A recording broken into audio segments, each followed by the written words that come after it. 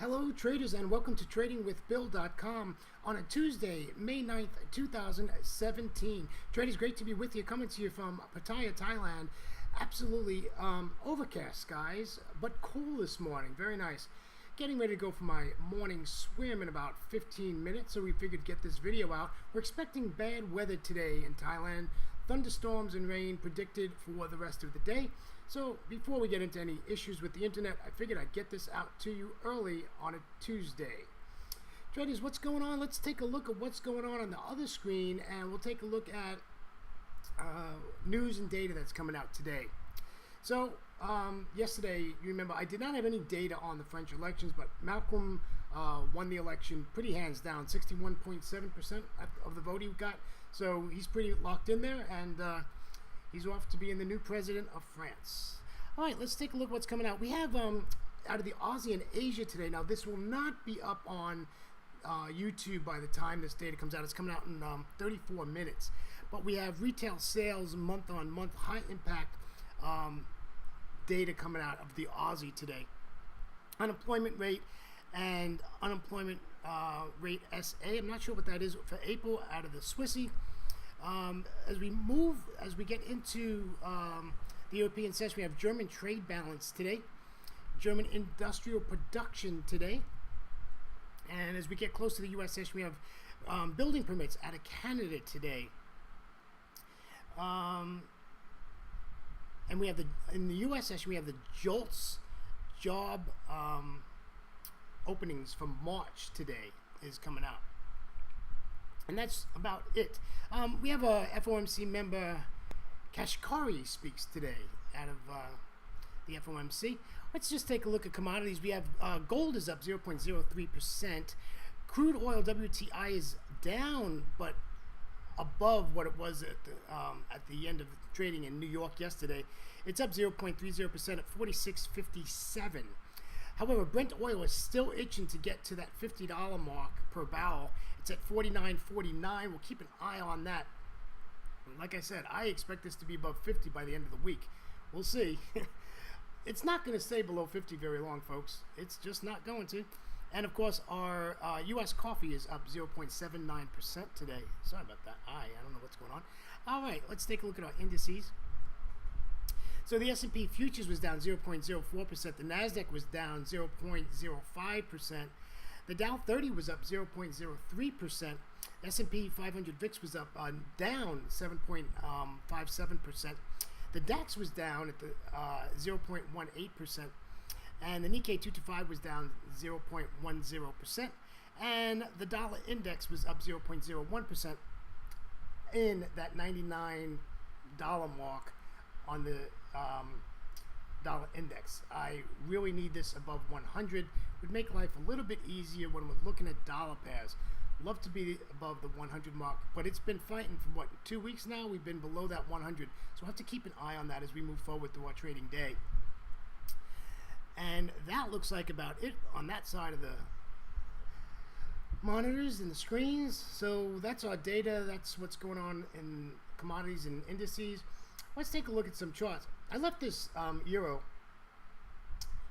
This was yesterday, and we left this euro dollar here up and running. So this trade worked. This trade absolutely worked. This was, I gotta say, not bragging, but this was a nice call here. Remember what I said? I said we wanted this to retest, close below the trend line. So if you would have entered here, you would have been fine, folks, because your stop's going to be above this high. So you wouldn't have gotten stopped out. However, if you waited, this pulled back up to that 67? Sorry, 0997. And this comes up right at our entry point. Thank you very much. What does it do? To the downside. Absolutely closes. Now, you could have entered this in two areas. You could have entered this at the 0998 area, or you could have waited for this candle to close below the trend line and then took this to the downside. Again, if you would have taken it on this red candle or this doji, you would have been fine. Like I said, your stop was up here. I think we actually said 1025 for the stop. So your stop was up here and you actually did fine, and if you're in it now, you're probably out of it, or considering getting out, we're sideways now. So how are we going to do this now? What are you going to do on this euro dollar right now? Well, what I would do, this is real simple. We're just going to fib this. I know, me and my Fibonacci's, but they work. Why do they work? Because everybody uses them. Okay, so here we go. So we fib this, and we have 2 to the right, 2 to the left, right? Everything's looking good. So what are we looking for? Where are we going to look to re-enter this trade? Well, we have at this 0960 area, we've got some resistance here. So that would be our first inclination that's where we want to head to, is right here, and we'll take it down. However, I like this better. I'd rather this pull back up to the 0980 area, right? So that is my top choice, is that 0980 area right there. And then our second choice is going to be right here, okay? And of course, we're still looking to take our profits down here, okay? And this just looks like a great opportunity here. So probably 1027. I would say 1027, look to take your profits, scale out. Stick a runner in there if that's the kind of trading you do. So 0927, you know what, 0930, make it easy, and we'll look to get out of the trade at that point. So this has a lot of opportunity today. Remember, I'm bias bearish on the euro, and I'm going to continue to stay bias bearish. Now that this election is over, the France situation, as far as priced into the market and all that stuff, is done. Okay, that's old news, right? Now we can get back to what is the trend of the pair, how are we going to trade it, what are we going to do. So we're back in a different kind of mode right now, right? We're back into non-data mode, we're back into trend mode. What is the pair doing on higher time frames, and how are we going to trade it? So what I gave you here is an example of how we want to trade this. All right, let's go take a look at the pound. I marked the pound up today a little bit just to see what we can do with this.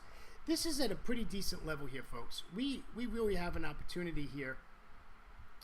I would take this down here, just stick a trend line in here like this. And if we get a close, right, below that trend line, we're just going to leave it there, right? If it gets closed below the trend line, let it close below the trend line, and we'll sell it, right? So we're going to look to get it at 29.40. We'll get out at 28.48. Folks, this is a 90 or 85 pip trade, depending on where you get in. What's the issue here? Absolutely, it's the dollar. Remember, the pound is not strong. This up move we had is all because of dollar weakness. There's no good data coming out of the Great British Pound. You know, their numbers are right? But there's no big numbers coming out. So we can just, you know, understand that it's the dollar that's moving this pair. So what we want to do here is close below the trend line, sell it at 29.40. We're going to take profit at 28.48. This is a wide open space, my friend. Wide open space. Remember, we love wide open spaces, right? This is a wide open space right here. We want this in this wide open space. We have nothing left of the chart here.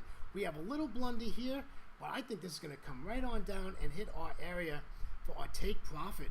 And this just looks really, really nice to me to take our profits today.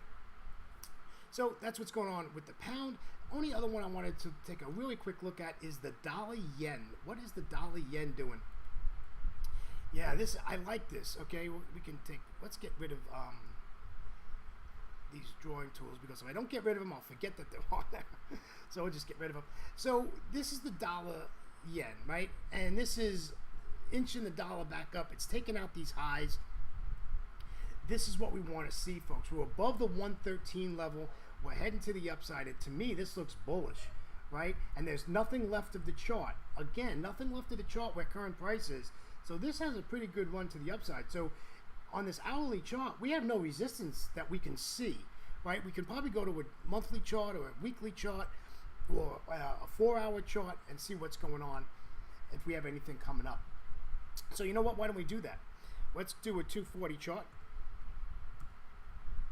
And hopefully this will load pretty quickly.